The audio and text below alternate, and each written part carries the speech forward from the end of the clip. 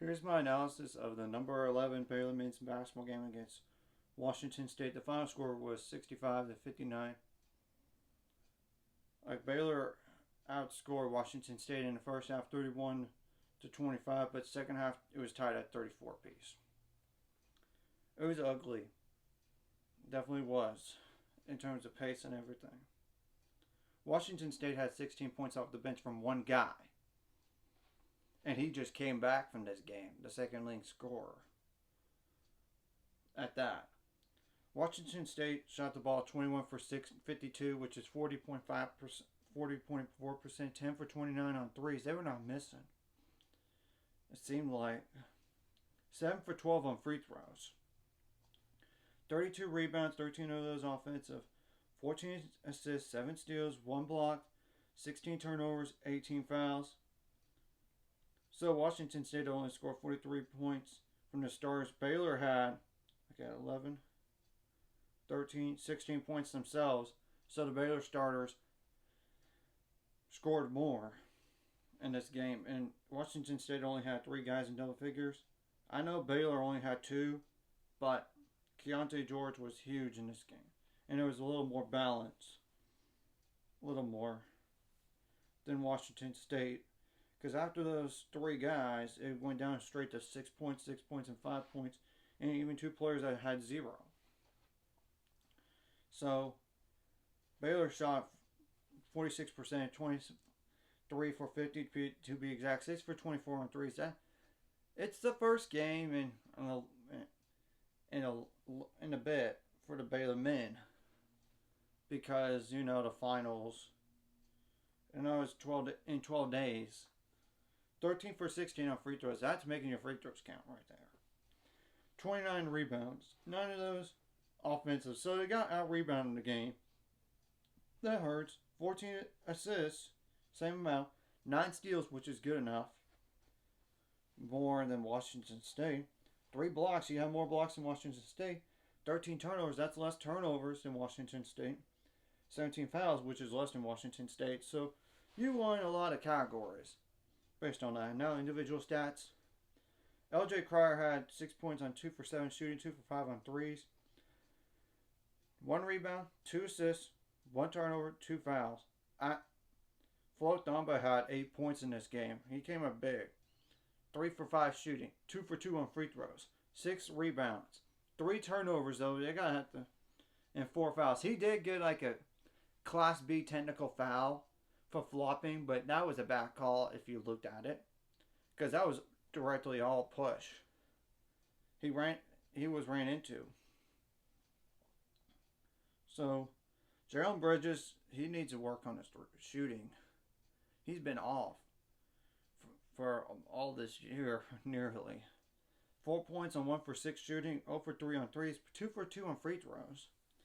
7 rebounds, 1 assist, 2 fouls. Maybe he could start doing, instead of shooting those threes, go pull up just step into mid-range jump shots.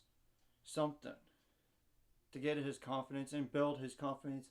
Then from there, try to shoot threes again. I know he's been making them in practice. It's just, he's got to make them in games. Adam Flagler had 12 points on 5 for 7 shooting, 1 for 2 on threes, 1 for 2 on free throws. Of course, he liked to see 2 for 2 because he's a guard. 1 rebound, 2 assists, 4 steals, 1 block, 2 turnovers, 1 foul.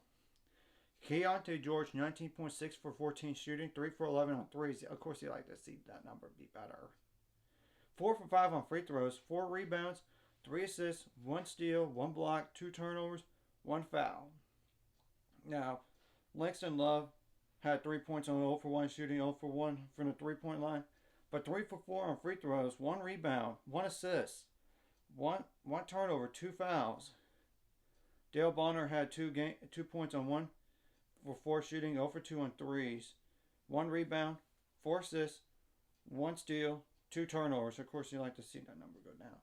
Caleb Lohner had 4 points on 2 for 3 shooting, 3 rebounds, 2 steals, 1 block, 1 turnover, 2 fouls. Josh Ujuwuna was good in this game too. 7 points on 3 for 3 shooting, 1 for 1 at the free throw line, 3 rebounds, 1 assist, 1 steal, 3 fouls though. Granted, the fouling needs to be cut down, but Washington State is a better team than our record show. And I'm just saying that because they've been banged up.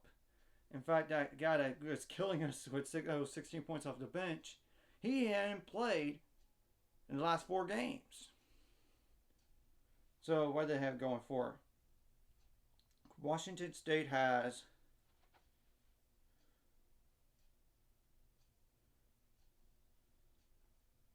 in the Hawaiian Airlines Diamond Head Classic in Honolulu, Hawaii, a 6-4 George Washington. I'm not sure there's any more games in Hawaii than I'm pretty sure that's like a tournament deal, but I'll go check later. They host number 16 UCLA.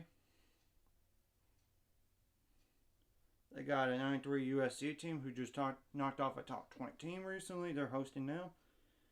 They have to play on the road at Arizona State.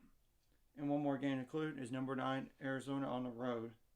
So the Hawaiian Airlines Diamond Classic, I'm pretty sure it's like a tournament.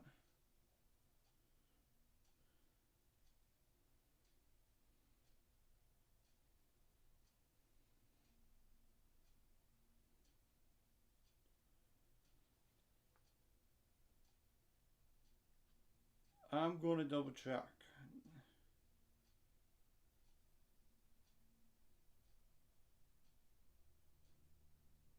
Yeah.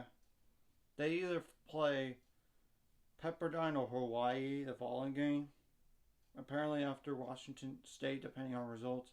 And teams on the other side of the bracket, which I cannot assume who's going to be on the other side.